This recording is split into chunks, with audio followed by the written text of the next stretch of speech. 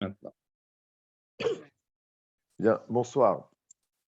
Donc, le sujet qui nous préoccupe ce soir concerne le Mashiach et on pourrait appeler son utopie.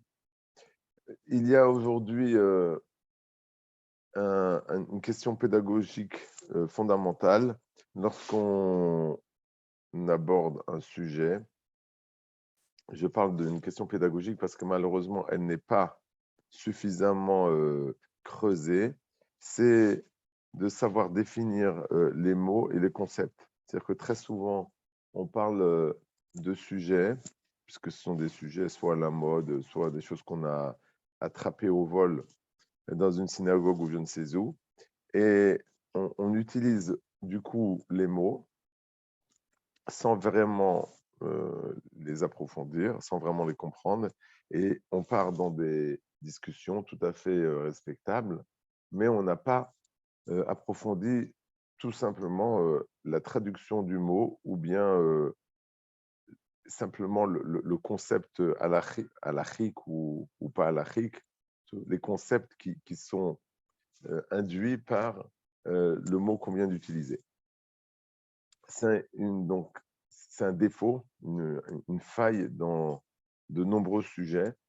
Et lorsqu'on veut, disons, approfondir ou balayer un sujet, on est obligé de commencer par définir les mots, de quoi on parle, circonscrire, parce que des fois, il y a des limites, et il y a des éléments, des fois extérieurs, même au sujet à connaître pour pouvoir correctement le circonscrire. Donc, tous ces éléments ne peuvent être réalisés que par quelqu'un qui a sérieusement étudié et qui connaît un petit peu l'au-delà du sujet. Donc, en général, ceux qui peuvent traiter d'un sujet sont en général des gens qui connaissent ce sujet et plus, et qui peuvent le délimiter correctement. Donc, j'aimerais juste commencer, sans répondre à la problématique de l'utopie, commencer par définir les choses. Alors d'abord, Mashiach, littéralement, veut dire oint, avec de l'huile d'onction. Et ça fait référence donc à une pratique qu'on trouve déjà dans la Torah à propos de tous les objets sacrés et du grand prêtre qui étaient oints par Moshe déjà au temps de Moshe Rabbeinu, et par la suite. Donc il y a ce qu'on appelle le Kohen Mashiach, le Kohen oint. Et cette pratique, plus tard, est rapportée dans la Bible lorsqu'on veut nommer des rois, que ce soit Shaoul, David, on a oint le roi. Alors, halachiquement parlant, je ne veux pas rentrer maintenant dans les détails, et l'onction de David et de Shaoul, les Chachamim nous expliquent qu'elle n'est pas exactement la même, mais je ne veux pas maintenant rentrer dans cet aspect des choses. En tout cas, on retrouve donc à nouveau l'onction dans la nomination des rois, et donc la Gemara explique quand c'est nécessaire, quand ce n'est pas nécessaire, puisqu'on sait que au temps du deuxième temple, il y avait des rois qui n'avaient pas été oints. Donc, je ne vais pas parler du sujet du roi en soi, mais le mot Mashiach signifie que c'est un roi oint. Le fait d'être oint, O-I-N-T, pour nous, comme je l'ai cité à propos du grand prêtre, signifie qu'il y a un élément sacré, c'est-à-dire une kedusha, qu'on ne va pas définir maintenant, qui touche la personne. Donc, ce n'est pas simplement une question administrative, une question politique ou une question d'ordre social, c'est une question de sainteté. Donc, on trouve ça à la ville dans d'autres civilisations où le roi a un lien avec quelque chose de sacré ou quelque chose de divin. Ça existe ailleurs aussi, on n'est pas les seuls. Mais chez nous, ça part par ce phénomène d'onction qu'il faudrait, comme je viens de dire, encore approfondir, mais je ne veux pas maintenant approfondir ce sujet-là.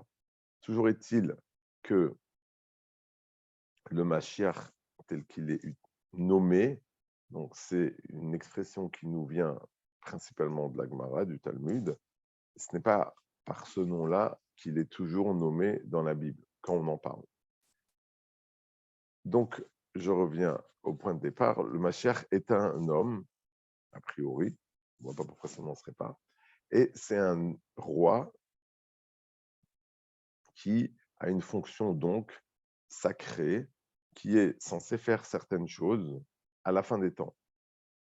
Donc, la fin des temps, c'est une expression pour dire que on arrive à un stade ultime du monde. Donc, cela aussi, ce sont des choses qu'il faut définir. Donc, on va y aller tranquillement. On a donc un homme qui est le roi, donc, qui est le chef politique du peuple juif, qui doit, à un moment donné, prendre des fonctions. Comment on sait que c'est lui? On ne sait pas. Voilà, on ne sait pas que c'est lui. Il y a un processus d'apparition qui est décrit par le Rambam. Alors, ce n'est pas que lui qui en parle, mais il en parle d'une manière très explicite. Donc, Maïmonide explique que c'est quelqu'un qui est un juif tout à fait pratiquant, observant, qui va prendre les rênes de la direction du peuple, qui va réussir, donc qui va gagner des guerres. Et Maïmonide donne une définition très intéressante. Il dit que la personne est présupposée, ou supposée, on va dire, Mashiach, au départ, en attendant qu'on voit si ça marche ou si ça ne fonctionne pas. Et si effectivement il arrive jusqu'au bout et il reconstruit le temple, on pourra dire que c'est lui. Sinon, on n'en saura rien. Sur quoi se base le Rambam pour dire ça? Il le dit lui-même, il dit qu'il y a eu une période d'un dénommé Bar Korba, je dis chez les historiens, mais la Gemara, elle, le nomme Ben Kuziba, c'est-à-dire fils du mensonge, justement parce que ça a été une grosse déception. On pourrait appeler ça fils de la déception et pas du mensonge pour être moins agressif. Donc, ce personnage, au début, a bien mené le peuple contre l'Empire romain, comme vous savez, mais ça a mal tourné pour des raisons que le Talmud explique. Et finalement, il est mort, malheureusement, dans son dernier bastion. Et à l'époque, la Gemara raconte que Rabbi Akiva imaginait qu'il était peut-être le Mashiach. Alors, comment on pouvait imaginer, donc c'est la thèse du Rambam, enfin, j'appelle ça la thèse, mais c'est ce qu'il dit, que au début, quand ça marche, on peut imaginer que c'est le Mashiach. Mais rien n'est moins sûr tant qu'on n'arrive pas au bout de la réussite. Il faut savoir, mais ça le Rambam ne le dit pas, il faut savoir que la Gemara raconte qu'en vérité, Rabbi Akiva était pas le seul, mais parmi ceux qui y croyaient, alors que d'autres n'y croyaient pas. Pourquoi les autres n'y croyaient pas? Parce que c'est marqué dans la Gemara, c'est fondé sur un verset.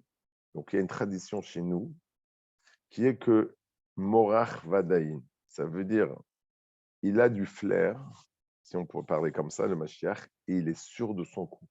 C'est-à-dire que quand il voit une situation, par exemple juridique, il sait exactement la vérité. Il connaît. C'est-à-dire il a une espèce d'intuition, de certitude qui est, aujourd'hui, on dirait, imparable. Et donc, Bar Korba avait été testé par les sages, les autres. Ça n'avait pas marché, le test. Et donc, ils avaient abandonné l'idée que ce serait le Mashiach. Rabbi Akiva, semble-t-il, y croyait plus, pour des raisons que je ne connais pas.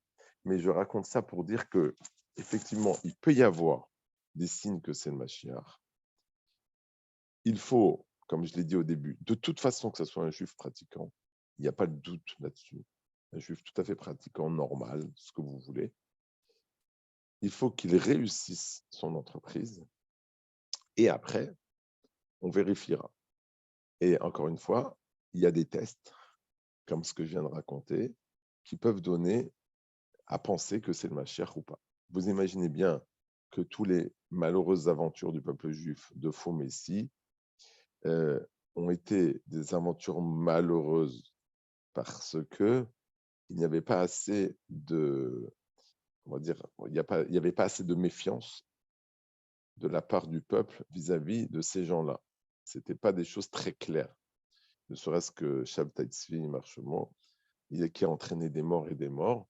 Et les gens ont cru alors que son passé n'était pas clair du tout. Et dès le début, il suffit de lire un peu l'histoire, mais ce n'est pas le sujet maintenant. Il y a assez de livres qui seront beaucoup plus détaillés que ce que je peux dire. Donc, les gens se sont fait embrigader parce qu'ils n'avaient pas assez de recul et de connaissances sur la personnalité de Shabtai Tzvi, et ils auraient pu, d'une manière ou d'une autre, être beaucoup plus, on va dire, circonspects. Ils auraient pu être beaucoup plus clairs sur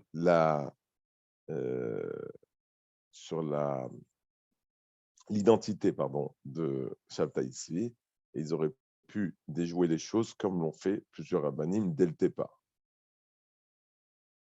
Maintenant,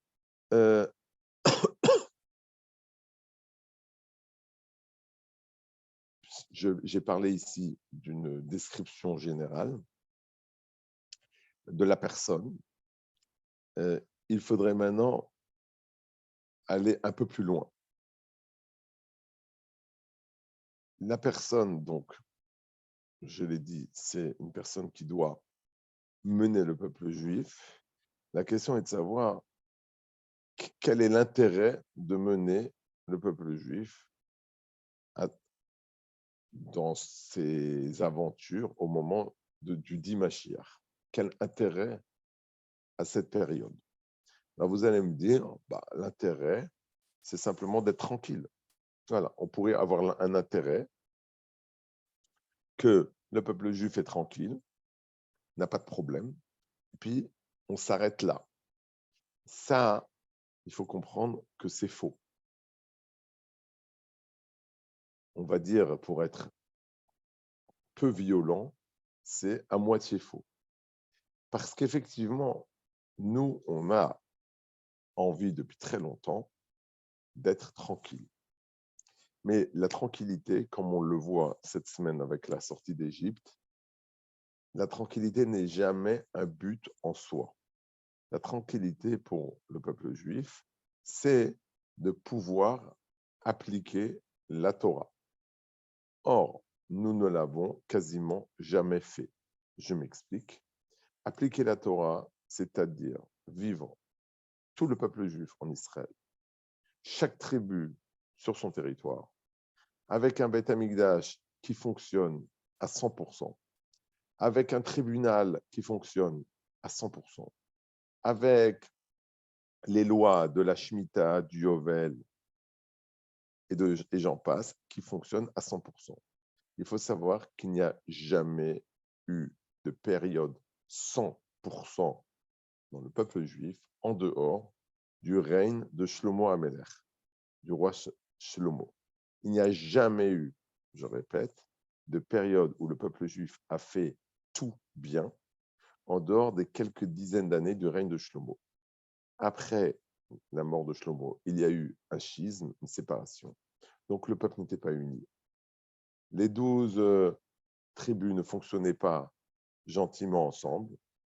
Les exils sont arrivés quelques centaines d'années après et jamais le peuple juif s'est retrouvé entièrement, les 12 tribus, sur sa terre.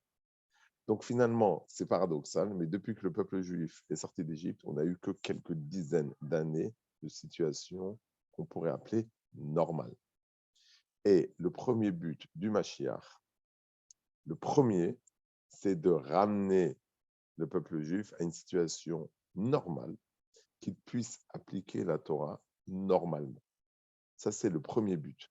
Le but, encore une fois, n'est pas de se libérer des problèmes, de ne plus avoir d'antisémitisme, et j'en passe. C'est très louable en soi, évidemment, mais ce n'est pas le but. Le but, c'est de pouvoir simplement appliquer la Torah en bonne et due forme. Il n'y a ni plus ni moins. C'est le but avérée du Mashiach. Pour la bonne et simple raison qu'on l'a, comme je viens de dire, qu'on ne l'a jamais fait correctement. Donc, il faut bien un jour que le peuple juif, il obéisse au commandement divin et puis qu'on puisse simplement vivre normalement sur notre terre en appliquant la Torah. Il faut bien qu'un jour, ça se fasse.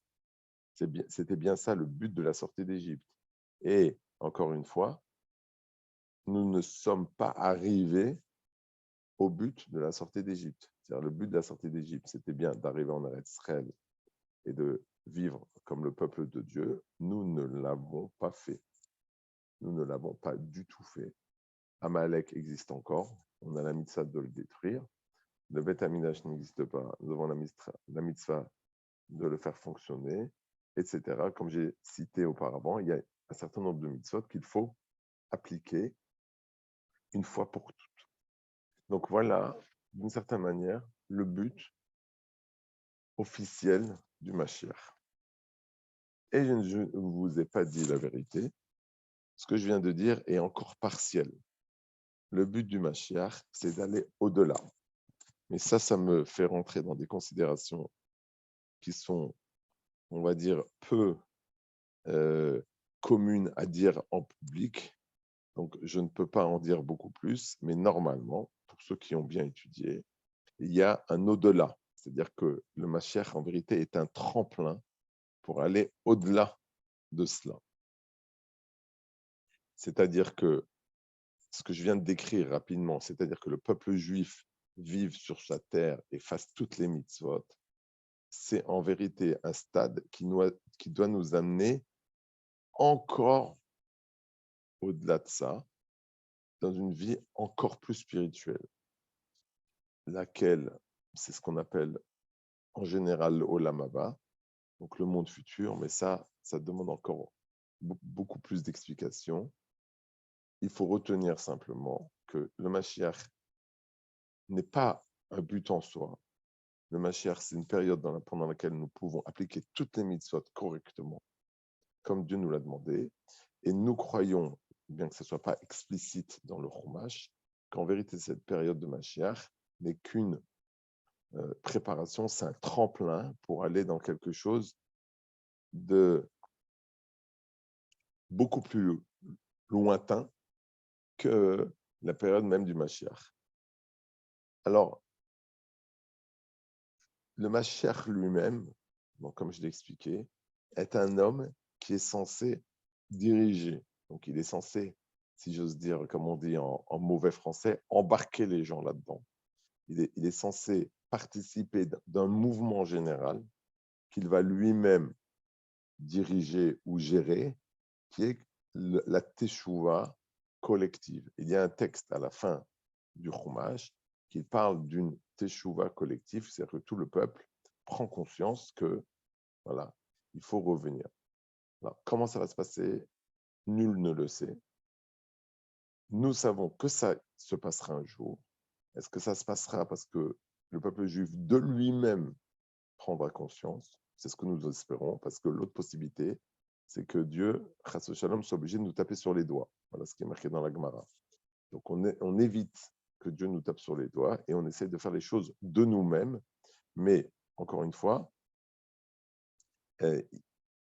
il en va de la bonne volonté, on va dire, du maximum des gens, de gens conscients, et l'articulation entre ce qu'on pourrait appeler la bonne volonté collective et le fait que des dirigeants vont un petit peu forcer la main à ceux qui ne sont pas de bonne volonté, ces deux éléments, comment ils s'articulent, ça, on n'en sait pas trop. On ne sait pas trop comment ça se fera dans la réalité. Mais on espère que ça se fera dans la sérénité maximale. De toutes les façons, il n'y a pas d'obligation, si j'ose dire, de précipiter le Mashiach. Alors, je m'explique parce que c'est un petit peu, c'est presque hérétique. C'est-à-dire que nous prions tous les jours dans la Hamida pour que le Mashiach vienne. C'est la fameuse bracha qui commence par Et Tzemach David Avdecha. Me'erat Hatzmiach, on demande que la pousse de David pousse vite, ou soit, on va dire, soit cultivée de manière à ce qu'elle arrive rapidement. Alors, ça c'est une prière pour que Dieu fasse arriver le Mashiach. Donc on prie pour ça. Mais évidemment, on sait, comme je viens de le dire, qu'on est obligé d'y participer peu ou prou. Donc de toute façon, appliquer au mieux ce que Dieu nous dit, met de l'eau dans le moulin du Mashiach. Mais il n'y a pas d'obligation de précipiter Mashiach au sens de précipiter, c'est-à-dire faire le maximum pour qu'il arrive le plus vite possible. Ça n'a pas de sens de le dire. On fait ce qu'on doit faire et Dieu amènera le Mashiach quand il devra venir. Mais il n'y a pas d'idée de précipiter les choses alors que ce n'est pas le moment. La Gemara raconte, alors c'est un peu long à raconter, mais la Gemara raconte une histoire où des gens ont voulu précipiter la fin du temps et Dieu a tout fait pour que ça ne marche pas. Donc il y a un temps pour tout. On espère que ça viendra le plus vite possible, mais on ne peut pas le précipiter. Alors, c'est encore un autre point qu'il faut bien comprendre. C'est qu'est-ce qui fait que le Mashiach arrive à un moment donné ou à un autre. Et donc, j'en viens à la question, pourquoi ça a l'air d'être une utopie, qui était le titre de cette petite intervention. Nous savons que Dieu a un projet. Voilà, c'est ce que le judaïsme prône. Dieu a un projet qui est le suivant. Dans la création, Dieu a laissé les êtres humains faire, entre guillemets, ce qu'ils voulaient. Il y a une liberté, un libre arbitre, comme on dit. Et donc, le monde peut aller plus ou moins là où il veut, pendant que les hommes ont ce libre arbitre. Alors, pourquoi je dis plus ou moins et pendant que? Parce qu'il y a deux limites. Un, Dieu ne laisse pas tout faire, comme on l'a vu dans le déluge. Au moment du déluge, Dieu il a dit « je casse une fois, pas deux ». Voilà. Je ne vais pas détruire une deuxième fois le monde, c'est fini. Donc Dieu, il met des limites au libre arbitre. Deuxièmement, il y a une limite temporelle. C'est-à-dire que le but de la création du monde, ce n'est pas de laisser de la liberté jusqu'à l'éternité. Il y a un moment donné où Dieu il dit on ferme la boutique, si j'ose dire. C'est des choses un peu désagréables à déclarer parce qu'on ne sait pas trop comment ça va se passer, mais nous croyons que Dieu, à un moment donné, décide que ça doit s'arrêter. C'est-à-dire, on ne peut pas laisser une liberté se prolonger d'une manière illimitée. Donc, Dieu décidera à un moment donné que le temps laissé à la liberté humaine devrait s'achever. Dans ce cas-là, et encore une fois, les éléments qui interviennent sont très compliqués à expliquer en quelques minutes. Donc, dans cette optique-là, que les choses s'achèvent, donc Dieu devra, je vais utiliser des mots un peu trop simples, régler les comptes. Donc, je donne un exemple pour faire comprendre. Imaginons que deux pays se soient livrés la guerre il y a 500 ans. Bon, ça a eu certaines conséquences. Il y avait des causes. Il faut que cette guerre-là soit inscrite dans la démarche globale de Dieu que Dieu veut mener pour que le monde, depuis sa création jusqu'à son but ultime, soit cohérent. En d'autres termes, tous les événements mondiaux, quels qu'ils soient, sont gérés de près ou de loin par Dieu. Et à un moment donné, c'est-à-dire lorsque Dieu veut faire arriver son monde à son but ultime, à un moment donné, il faut que tout prenne le sens. Donc, il faut qu'il y ait une forme de bilan. Il faut que tout soit réglé. Dieu, mieux que tout le monde, moi je n'y connais rien, Dieu sait quand, comment, avec qui les choses doivent se régler. S'il y a eu des catastrophes, s'il y a eu au contraire des choses extraordinaires, du bonheur, de la satisfaction, pendant cette période, tout doit être réglé.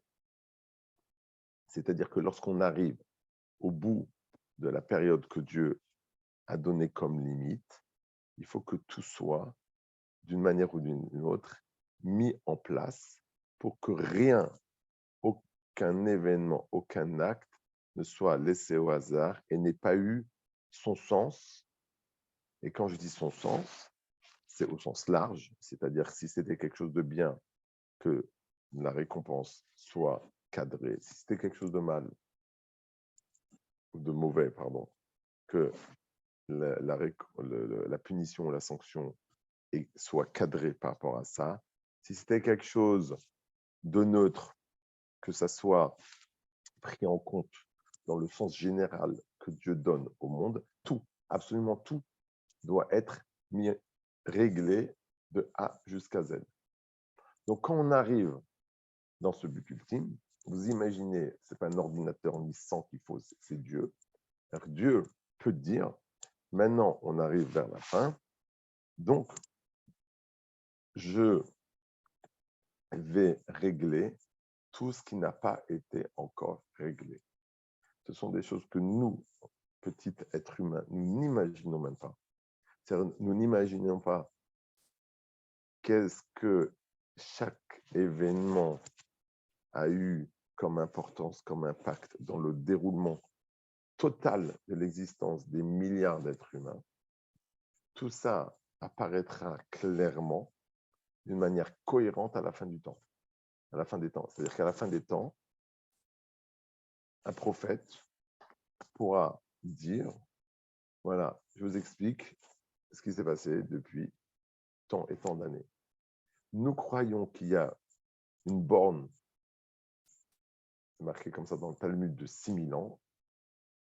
6000 ans, c'est une période maximale qui correspond, enfin qui a son pendant, on va dire, avec les 6 jours de la création.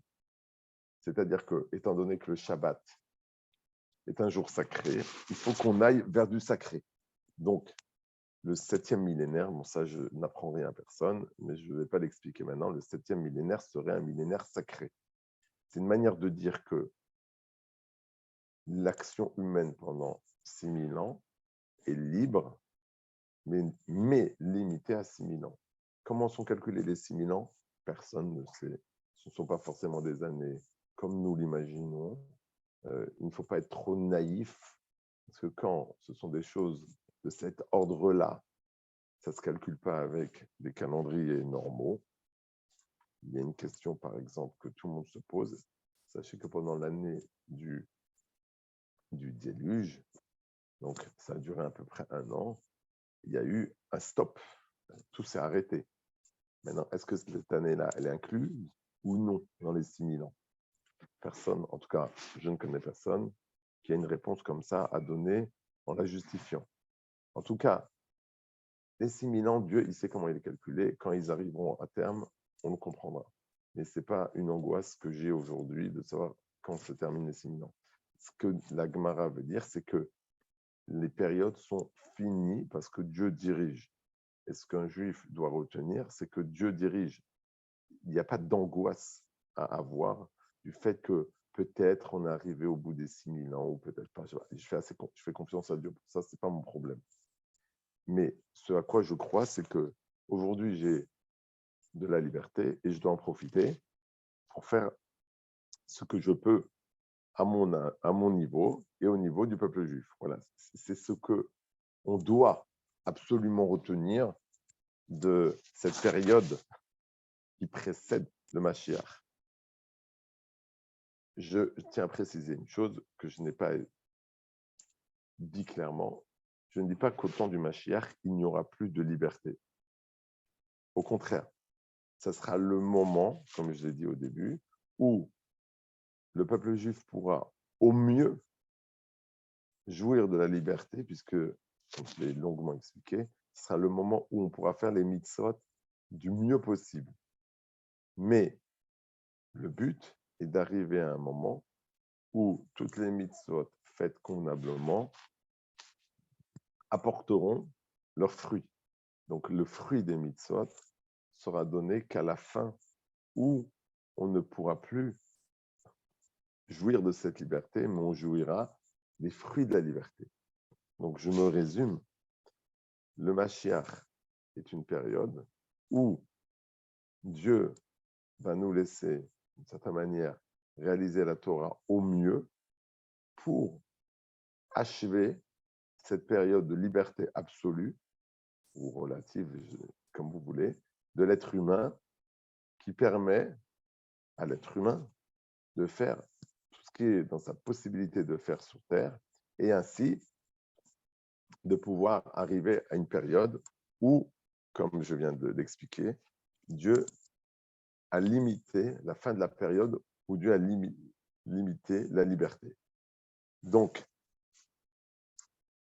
Dieu, lorsqu'il amène cette période messianique, il veut, je reprends ce que je disais avant, il veut arriver à régler tout ce qui s'est passé pendant ces millénaires pour que, après cette période messianique, on puisse passer à une période où, petit à petit, la liberté humaine sera réduite parce qu'on passera à un moment de rétribution, de rémunération. Et cette période où Dieu rémunère, ce n'est plus une période où il y a de la liberté. Ce n'est plus une période où je fais ce que je veux. Au contraire, je profite de mes actions. Donc, il y a, encore une fois, deux choses qui se croisent. Le Mashiach est l'aboutissement du monde au sens où Dieu, il a résolu d'une manière ou d'une autre tous les millénaires qui viennent passer avec leurs problèmes. Tout aboutit. Et à ce moment-là, sans être dérangé par quoi que ce soit, les Juifs se retrouvent en terre d'Israël pour faire le maximum de ce qu'ils peuvent faire, c'est-à-dire appliquer la Torah à 100%. Et grâce à cela, après, se termine la période de liberté que Dieu a laissée à l'être humain et nous pouvons, d'une manière ou d'une autre, passer à une période où la liberté dont on a joui et qu'on a utilisé à bon escient pourra nous donner des fruits, une période où nous jouirons de tout ce qu'on appelle le Olam Haba dont j'ai parlé il y a quelques minutes. J'en viens à notre question, à la question de l'utopie. Donc, je viens de répondre partiellement. Il faut arriver à cumuler donc tout ce qui s'est passé, additionner tous les événements du monde depuis le début, en faire quelque chose de cohérent, ayant réglé le maximum de problèmes qui peuvent être réglés. Et à ce moment-là, on arrive au Mashiach. Les Juifs ont toujours espéré arriver à cela, même si ils étaient dans des situations dramatiques. Il y a plusieurs aspects que je voudrais détailler à ce propos. D'abord, l'espoir même, en France on dit l'espoir fait vivre, l'espoir du Mashiach, c'est ce que je viens de décrire longuement, c'est-à-dire c'est un espoir de pouvoir aboutir à la fin des efforts. C'est-à-dire que pendant une période où on est un peu dans le noir, où l'effort demandé, c'est justement de croire à ce qu'on fait sans avoir forcément des résultats clairs, des choses évidentes. Cet effort-là, il est des fois doublé, triplé, quadruplé. C'est-à-dire l'effort est terrible parce qu'on ne voit rien et des fois on voit le contraire de ce qu'on aimerait voir. Je parle évidemment des persécutions que le peuple juif a traversées. Donc, espérer le Mashiach à ce moment-là, c'est espérer voir du clair, si on peut dire, dans les situations qui sont des situations extrêmement tendues, dans lesquelles nous nous engageons parce que nous y croyons, sans avoir en face de nous quelque chose qui nous renvoie l'image de notre croyance. Et c'est pour ça donc que ça avait l'air quelquefois utopiste, parce que tout portait à croire que nous avions tort, nous, le peuple juif. Et dans ces situations-là, qu'est-ce qu'on dit à Dieu? Amène le Mashiach, c'est-à-dire aide-nous à faire en sorte que nos efforts trouvent une correspondance dans la réalité. Qu'on puisse faire des efforts, on est prêt à les faire, évidemment, mais dans des situations beaucoup moins tendues où l'épreuve est moins dure. Parce que par principe, un juif ne cherche pas l'épreuve.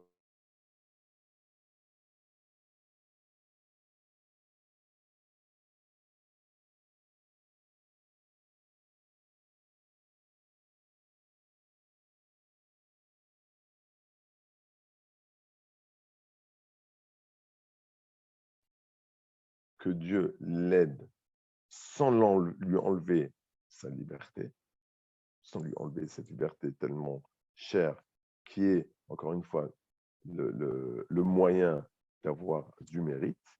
Donc, le peuple juif a toujours cherché à progresser sans forcément se trouver dans des situations aussi tendues.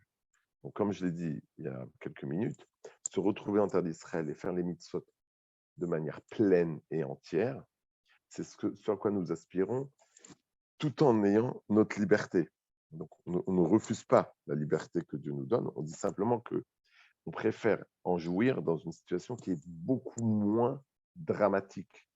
Donc, c'était ça l'espoir du Mashiach, et c'est ça l'espoir qui est très difficile à tenir, parce qu'on s'était retrouvé dans des épreuves où cet espoir était quasiment éteint, au sens où on ne voyait pas du tout d'aboutissement à l'épreuve. Donc, de ce point de vue-là, effectivement, ça avait l'air d'être complètement utopiste.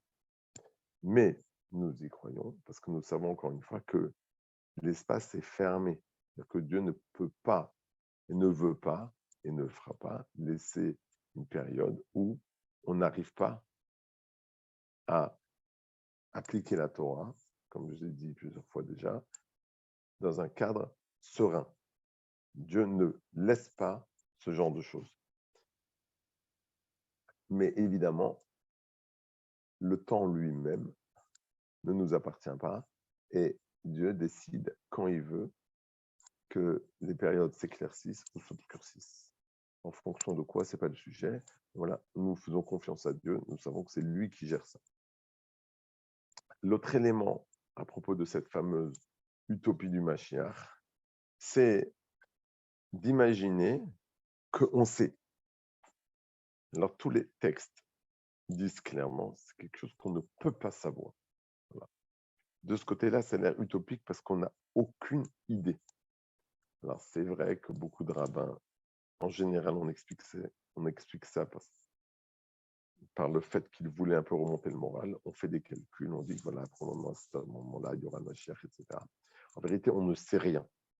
Pour la raison que j'ai évoquée précédemment, c'est qu'il n'y a que Dieu, les textes disent clairement, qui sait quand est-ce qu'on arrive au bout. Parce que lui seul gère tout ce qui s'est passé dans le temps, je l'ai longuement expliqué.